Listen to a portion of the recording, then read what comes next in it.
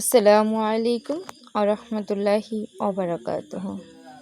ফরিদপুর জেলার ভাঙ্গা থানার ছোট্ট একটি গ্রাম থেকে আমি নাজমিনারা, আপনারা দেখছেন নাজমিনারা ব্লগ।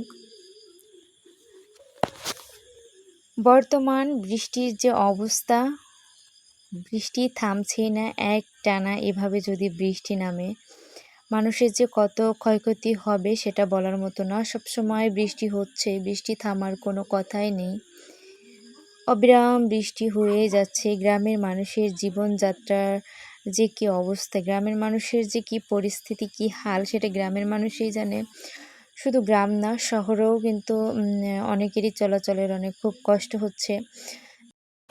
কখনো কখনো আধা ঘন্টার জন্য বৃষ্টি থামতেছে, আবার গুড়ি গুড়ি গুড়ি গুড়ি বৃষ্টি পড়তেছে, আবার কখনো অনেক জোরে ধারে বৃষ্টি, বৃষ্টি থামার কোনো কথাই নাই এক কথায়।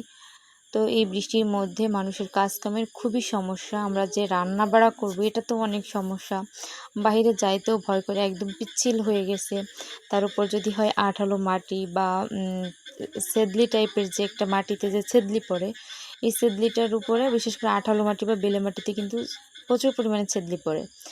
আর যদি হয় কাদা মাটি, কাদা হইলেও পা একদম ভিতরে চলে যায়।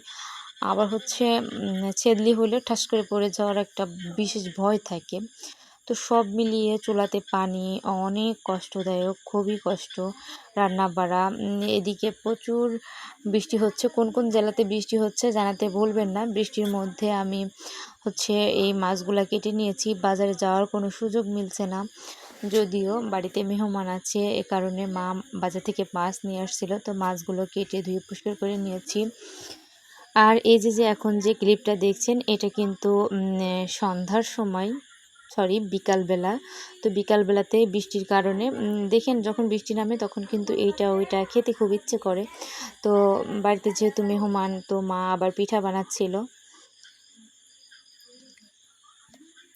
মাটির চুলায় গ্রামীণ পদ্ধতিতে রান্নাবান্না কিন্তু বেশ মজা লাগে। গ্রামের মানুষের জীবন এমনই হয়। এটা তো শহর না, শহরের মানুষের জীবন ভিন্ন আর গ্রামের মানুষের জীবন ভিন্ন। এইগুলো কিন্তু আমাদের বাড়িরই চাউল, সব কিছু নিজেদের, শুধু তেলটা কিনা। তো যখন তখনই চাইলে খাওয়া যায়। আমি বিশেষ করে পিঠা এগুলো খুব কম শেয়ার করি আপনাদের সঙ্গে। যেগুলা মা করে সেগুলো তো মায়ের সামনে ক্যামেরা ধরি না, তবে আমি যেগুলা কাজ করি সেগুলো কিন্তু আপনাদের সঙ্গে তুলে ধরার চেষ্টা করি। আপনারা এখনও যারা আমার ভিডিওটা দেখছেন, একটা লাইক দিতে ভুলে গেছেন, প্লিজ একটা লাইক দিয়ে দিবেন। আর আপনাদের সুন্দর সুন্দর মন্তব্য কমেন্ট বক্সে রেখে যাবেন। আপনারা কিন্তু কমেন্টে জানাতে ভুলবেন না কোন কোন এলাকাতে বৃষ্টি হচ্ছে আর কেমন কাটছে আপনাদের বৃষ্টির দিনগুলো। তো মা বাজার থেকে কিছু লটকন আনছিল, তো আমার ইচ্ছে করতেছিল যে লটকনগুলো বেশ মরিচ দিয়ে মাখিয়ে খাবো।